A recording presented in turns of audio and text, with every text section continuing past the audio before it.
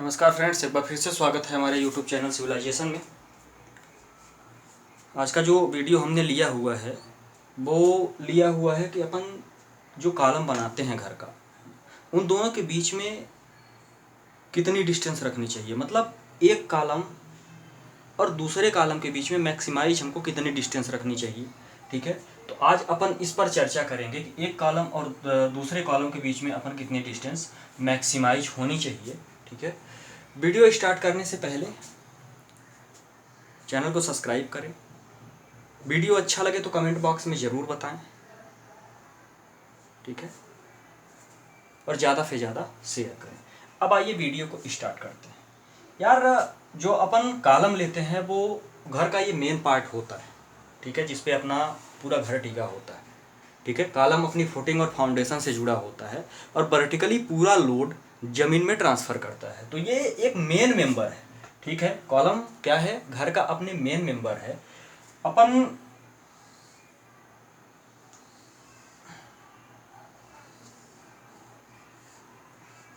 ये कॉलम ले रहे हैं, जो चीज़ हम बताने का प्रयास कर रहे हैं उस पर अपन चर्चा करेंगे। ये फुटिंग है ना, कि अपन चर्चा क्या करना चाह रहे हैं। ये अपनी हो गई बीम। ठीक है, ध्यान से देखिएगा, ये अपना कॉलम है,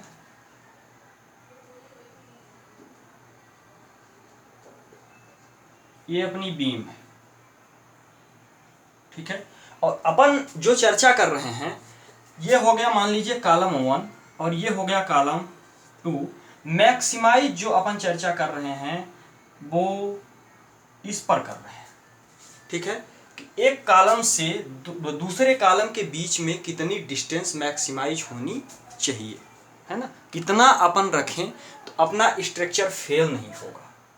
ठीक है, तो पहला जो पॉइंट हमने लिया हुआ है, ठीक है, वो लिया हुआ है कॉलम की डिस्टेंस।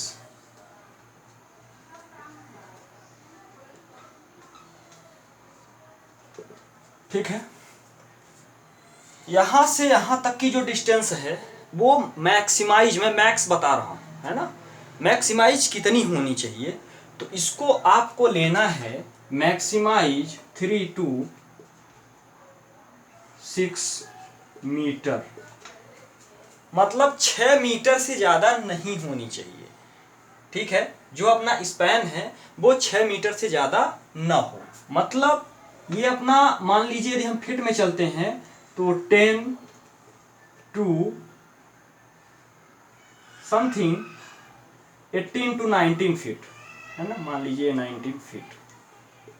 ठीक है, इससे ज़्यादा नहीं होना चाहिए। ठीक है, यहाँ भी यदि हम लिखें तो 10 to 19 फीट। ये क्यों नहीं होना चाहिए, इसके बारे में भी अपन चर्चा करेंगे, आगे बताएंगे कि ऐसा क्यों नहीं होना चाहिए। ठीक है, एक कॉलम से दूसरे कॉलम के बीच में अपन क्यों इतना गैप नहीं रख सकते हैं, उसका भी रीजन है। होता क्या है कि जब अपन स्पैन ज़्यादा, ये सबसे ज़्यादा प्रॉब्लम जो होती है यार, ये होती है ग्रामीण अंचल में, है ना। ये पहली चीज़ तो यदि आप कोई हाई राइज बिल्डिंग बना रहे हैं या सिटीज एरिया में काम कर रहे हैं या कमर्शियल वर्क कर रहे हैं तो आपको दिक्कत नहीं होती है। वाई दैट, वहाँ पे क्या होता है कि वहाँ पे आपके ड्राइंग और डिजाइन ऑलरेडी हर चीज़ मेंशन रहती है कि आपको इतने से इतने के बीच में ही कॉलम रखना है। एक एक चीज़ वहाँ पे आपको बाकायदे सेंटर लाइन मार्क करके ही काम करना पड़ता है। ऐसा नहीं है कि आप कहीं भी कॉलम। ये सबसे बड़ी दिक्कतें हमको होती हैं जब अपन ग्रामीण अंचल में चलते हैं।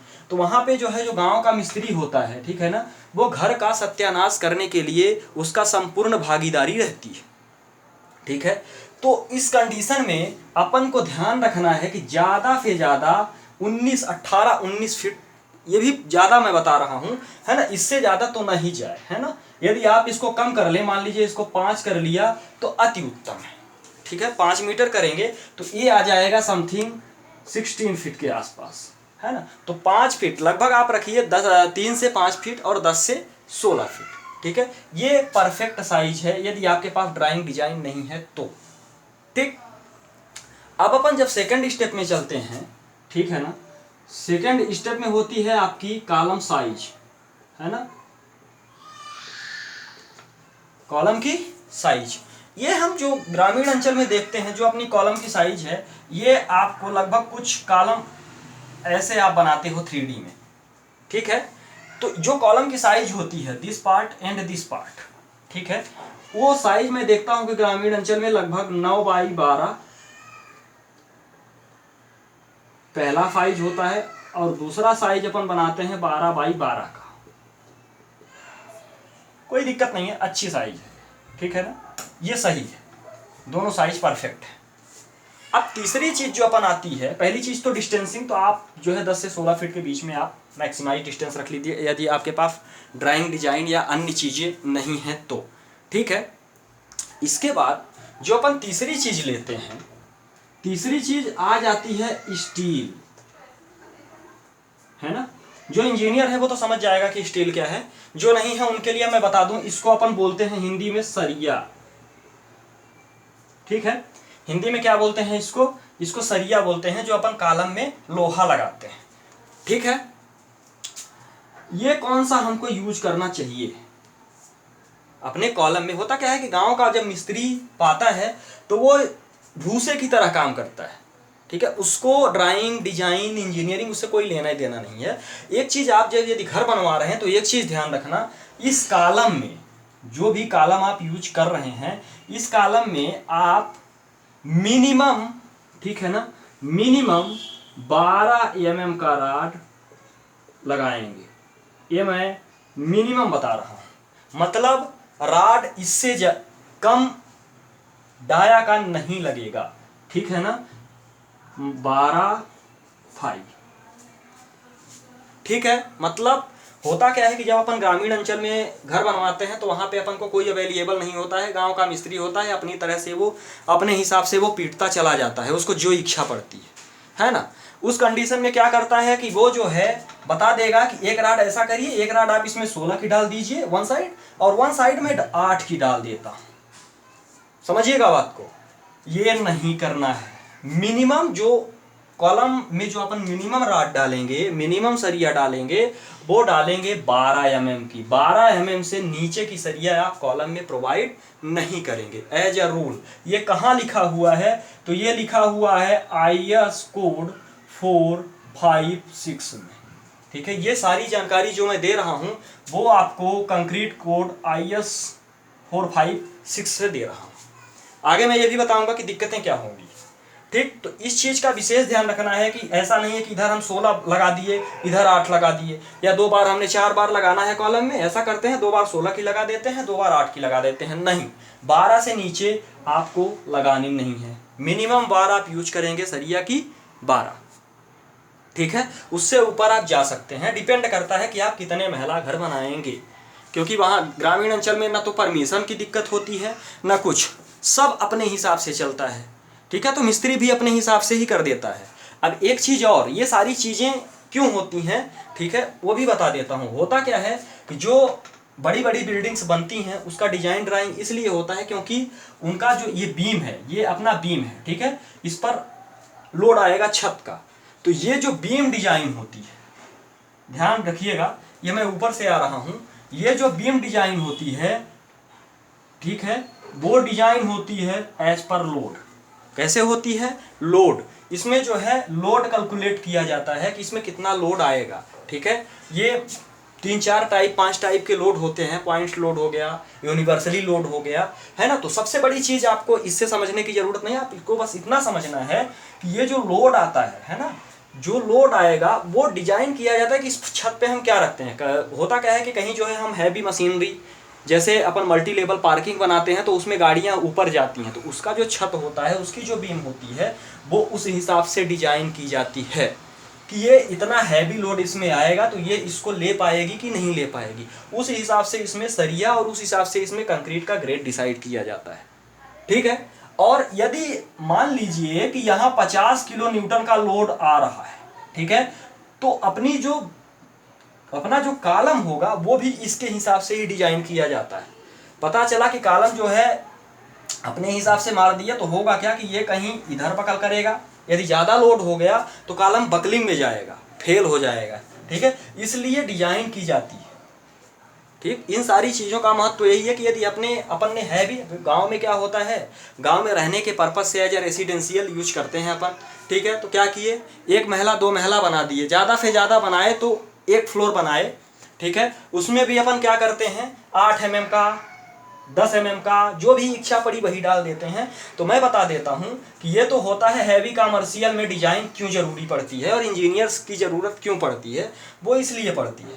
ठीक, अब होता क्या है कि दिक्कतें क्या होगी, यदि मान लीजिए कि आपने 8 mm का सरिया डाला, वहां पे आपको क्या दिक्कतें होंगी। एज अ ग्रामीण अंचल, सिटी में कोई दिक्कत नहीं है, हर चीज़ अवेलेबल रहता है ना, हर चीज़ मिल जाता है। गांव में सारी चीज़ें नहीं मिल पाती है और गांव का मिस्त्री, उससे कोई लेना देना है नहीं। वो क्या करता है, दिक्कतें क्या आएंगी यार, अपन को दिक्कतें आएंगी। मान लीजिए यहाँ पे अपन ने 8 mm का सरिया डाला, ठीक है, आज अपन ने 8 mm का सरिया डाल दिया। कंडीशन क्या होगी कि मान लीजिए इस घर को मैं बना रहा हूं 100 साल के लिए, ठीक है, घर को बनाया मैंने 100 साल के लिए और यहाँ पे सरिया जो है डाल दिया 8 mm का। ध्यान रखिएगा, 8 mm की सरिया डाला और एक्सपेक्ट क्या कर रहा हूं कि ये चलेगा 100 साल।